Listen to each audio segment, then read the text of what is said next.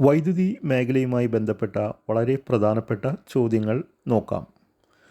സമ്പൂർണ്ണ വൈദ്യുതീകരണം സാധ്യമാക്കിയ കേരളത്തിലെ ആദ്യ നിയോജക മണ്ഡലം ഇരിങ്ങാലക്കുട.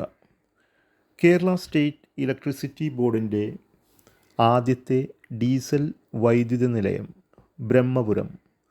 ഇടമലയാർ പദ്ധതി ഏത് ജില്ലയിലാണ്? എറണാകുളം. പൂർണ്ണമായും സൗരോർജ്ജത്തിൽ പ്രവർത്തിക്കുന്ന ലോകത്തിലെ ആദ്യത്തെ എയർപോർട്ട് നെടുമ്പാശ്ശേരി. വളരെ പ്രധാനപ്പെട്ട ചോദ്യമാണ്. പൂർണ്ണമായും സൗരോർജ്ജത്തിൽ പ്രവർത്തിക്കുന്ന ലോകത്തിലെ ആദ്യത്തെ എയർപോർട്ട് നെടുമ്പാശ്ശേരി. ജലവൈദ്യുതി ഉൽപ്പാദനത്തിൽ കേരളത്തിൽ ഒന്നാം സ്ഥാനത്തുള്ള ജില്ല ഇടുക്കി. കേരളത്തിൽ ആദ്യത്തെ ജലവൈദ്യുത പദ്ധതി പള്ളിവാസൽ. പള്ളിവാസൽ പദ്ധതി ഏത് നദിയിലാണ്? മുതിരപ്പുഴ.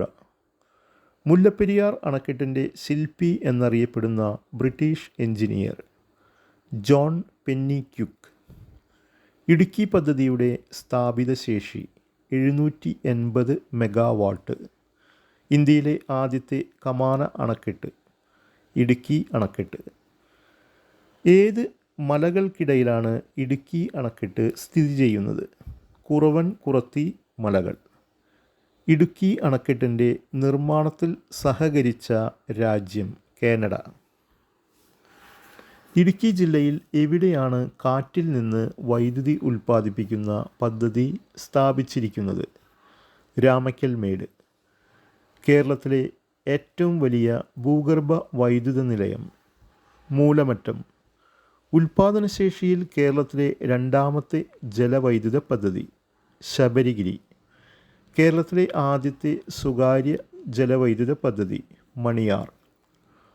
കേരളത്തിലെ ആദ്യത്തെ സ്വകാര്യ ജലവൈദ്യുത പദ്ധതി മണിയാർ.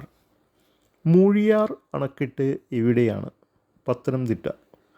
കക്കാട് പദ്ധതി ഏത് ജില്ലയിലാണ്? പത്തനംതിട്ട. പഴശ്ശി സാഗർ മിനി വൈദ്യുത പദ്ധതി ഏത് നദിയിലാണ്? വളപട്ടണം പുഴ. കേരളത്തിലെ രണ്ടാമത്തെയും മലബാറിലെ ആദ്യത്തെയും ഡീസൽ വൈദ്യുത നിലയം നല്ലളം. ഈ ചോദ്യങ്ങളെല്ലാം വളരെ പ്രധാനപ്പെട്ടതാണ്. നിങ്ങൾ തീർച്ചയായും ഞങ്ങളുടെ ഈ ചാനൽ സബ്സ്ക്രൈബ് ചെയ്യണം. Thank you for watching.